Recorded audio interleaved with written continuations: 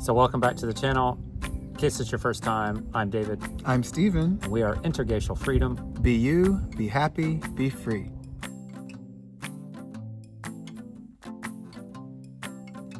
So we've been asked a few times since we started the channel, how do you get mail? We're going to dive into that today and explain to you all about our mail service, whether it's good, whether it's bad, why we chose it, and how it works. It is easy and a challenge all at the same time. I think we touched base quickly on one of our previous videos about mail delivery, especially online ordering being so difficult to receive. But for normal or common mail, such as bank statements, credit card statements, things of that nature, that mail is quite easy. The first step in getting mail forwarded to you wherever you happen to be in the United States of America as you RV or travel is deciding which mail forwarding service you want to use. And there are a few that you can choose from. We decided to go with Escapees RV Club because they are, I think, the most renowned and reputable. They have so many members along with many other clubs and parts of their organization that you can get into. And actually, I believe now they are owned by Harvest Hosts. So it is becoming bigger and grander, and we thought that was the best choice for us. Step 2 is joining Escapees and then deciding what plan you want. So what plan do we have? We chose the standard plan. There is a standard and a premium. The standard plan works for us. We don't get a lot of mail anyway. We've already signed up for paperless across all of our banks, credit cards, insurance companies, things of that nature. So the premium plan, which costs a little bit more money, has a scanning feature where they would scan the mail. It'll come to an app on your phone, and then you can decide save it or trash it, or save it or shred it. Save it or shred it. And they'll either shred the mail or they'll save it for you to be delivered at a later time. Because we don't get a lot of mail, we saw no need for pay for that service. So we just do their standard membership. If you have specific needs for your mail, there may be an option for customization. That could be maybe a mix of the standard and the premium that works best for you. After you've chosen your plan, now you need to register for a domicile. And what is a domicile, you might ask? So choosing your domicile is what your residence would be, right? Your domicile state, if you will, your domicile address. For most people, if you live in a sticks and bricks house, that's just your street address, right? Right where the house is built, right where it's standing, that's your domicile address. For people who live full-time on the road, we don't have that luxury, right? So you can register for a domicile address. There are 3 states that allow you to register for domicile without physically living in the state year-round. That's South Dakota, Texas, and Florida. For us, we chose Florida. They all have a little bit of pros and cons. I'll go through that quickly. I know that one of the, I'll say, deflectors for Texas for us was that Texas requires an annual registration on both the RV and the tow vehicle every single year. I didn't want to feel obligated to go back to Texas every year. Not that Texas is bad or we hate it, but maybe we want to just stay up in northern Canada or in the West Coast, maybe Washington State or something, and then having to make that commute down to Texas just wouldn't work for us. So Florida doesn't have that requirement, neither does South Dakota. But I'll say one of the bigger and larger, more important benefits for us was insurance coverage. So Florida's insurance will give you both preventative and emergency care out of state, where the state of Texas and South Dakota's medical coverage will only give you emergency care. If you need a routine checkup, a physical, things of that nature, you have to go back to your domicile state to get those services. Where in Florida, we don't have to do that. So if Steven is feeling ill and just wants to go to a doctor and say, hey, doc, check me out, we're covered. And we can do that right now in the state of Texas where we are actually. So it's a really great benefit. Now that we chose our domicile state, which is Florida, the very first step was to get all of our vehicle registration transferred over and get our driver's license transferred over. And that was tricky. So a couple things, lessons learned that we hope you'll benefit from hearing this knowledge is that we had a transition period. So going from New York down to Florida, we knew it was going to take us a couple months to travel down because, of course, I still work during the week, so it wasn't like we could just drive straight from New York to Florida, and Tada have new licenses in a couple weeks. So we made the mistake of temporarily forwarding our mail from our house in New York to one of my family members. And then after that original setup from us selling the house, then we transferred everything over to Escapees. In hindsight, that was the problem. We should have joined Escapees months before we sold the house, so that way all of our important banking and house sale, closure, tax documentation, everything would go to the Escapees address, because we had a little challenge coming up with the 2 articles of mail that have the Escapees address on it already to get our driver's license. So fortunately, it came through where the New York State, during our title transfer for our truck, had the Escapees address. So we ended up, through that title transfer, had second documentation that the state of Florida would accept. But in hindsight, we really should have just joined Escapees, I would say 60 days before you're going to sell or move away from your home, so that all of that important mail starts getting transferred to them before you leave your existing dwelling. So that way you have documentation and paperwork that has that address on it. But don't do it too fast, because 60 days and beyond is the cutoff. It has to be postmarked within 30 days of the day that you actually arrive at the DMV. So you want to make sure that your last light bill, credit card bill, bank statement, whatever, is going to your Escapees domicile address. I would say probably 40 days to 30 days away from the date that you physically plan on walking into the DMV and saying, hey, I'm here to get a new license. So now we've registered for Escapees. We have our mail forwarding address. We have our domicile address, which are different, by the way. Our domicile address is in Florida.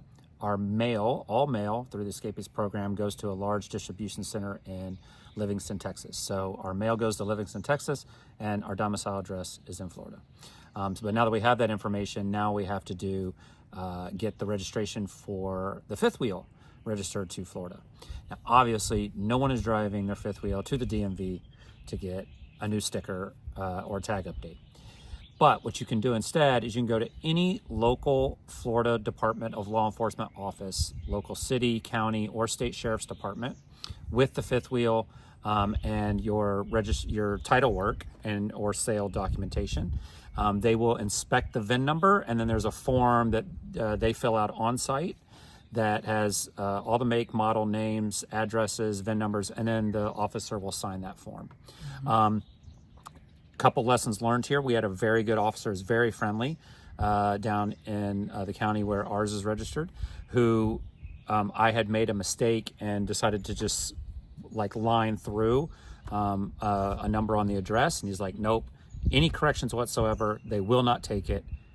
Fortunately, he had 200 of them printed in the truck of his car, because this happens all the time. So he pulled out 3 or 4 more, and he said, you got to go till we get it right. So we got it all right, where there's no corrections, and then the form was accepted. And here's the other good thing too. You don't physically have to go to their office, like the sheriff's department or the police department or whatever. Again, in a large fifth wheel can be very troublesome.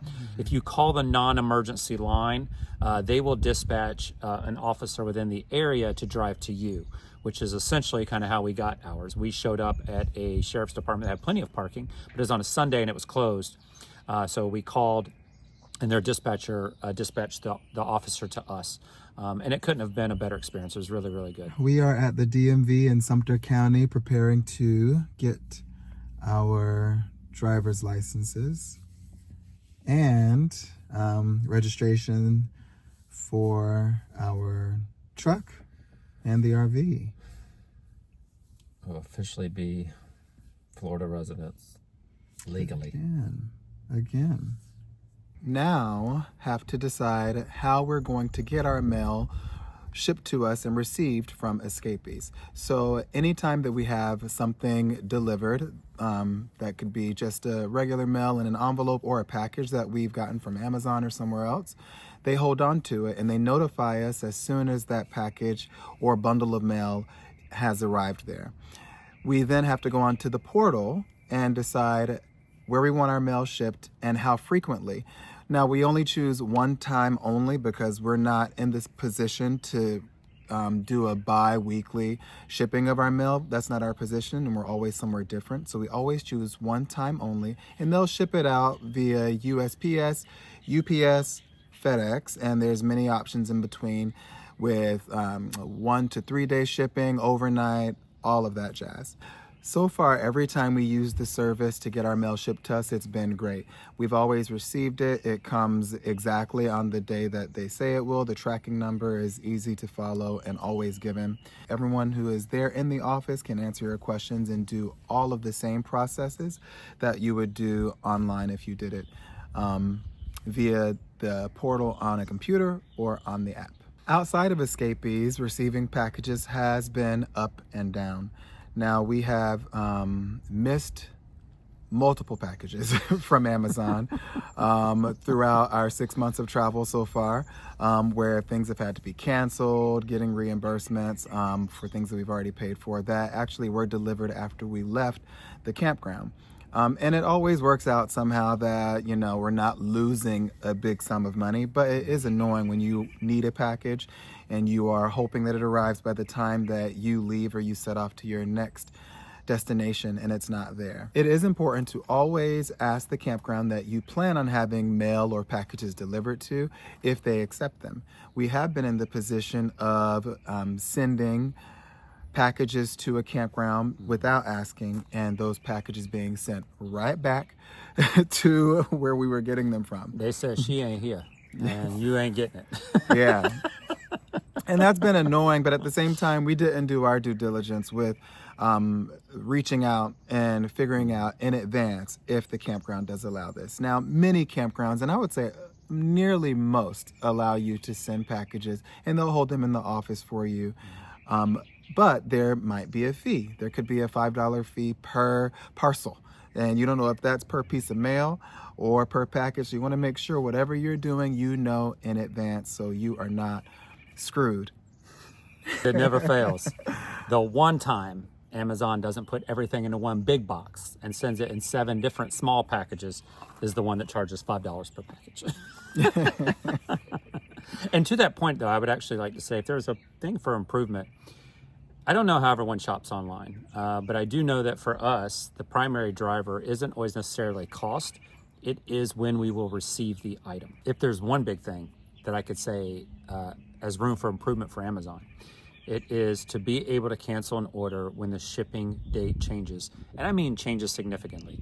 I'm not talking about 24 hours here, but an example is I was ordering a mount for kind of setting up our screens for the tire pressure monitoring system and our backup cameras, and the shipping date changed by 4 days. That is big for someone who's only in a campground for a week. So because I didn't order it until the day we got to the campground we were at and picked something that had, it'll be there in 2 days. Well, then when the 2 days changes to 6 days, now I'm gone. So you have to cancel the order, but you can't just cancel the order. You have to wait for the Amazon to confirm that the shipping date's been delayed, and that takes 48 hours. So by the time I end up canceling the order, it was literally the day before we're leaving the campground. So that's very frustrating.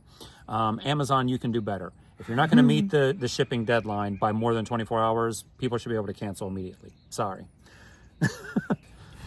Mail has been up and down, but generally we've learned how to navigate it quite well using Escapees RV Club. We do have a referral link in the description below that you can use. If you want to check it out, please click that link. Thank you for watching. Remember to like, remember to subscribe, remember to hit the notification bell so you receive updates on all of our new videos, and comment below. Are you using Escapees? Are you using another mail forwarding service? How was it for you when you changed your domicile state or you started this RV life? We want to hear from you. All right, friends, until next time, see ya.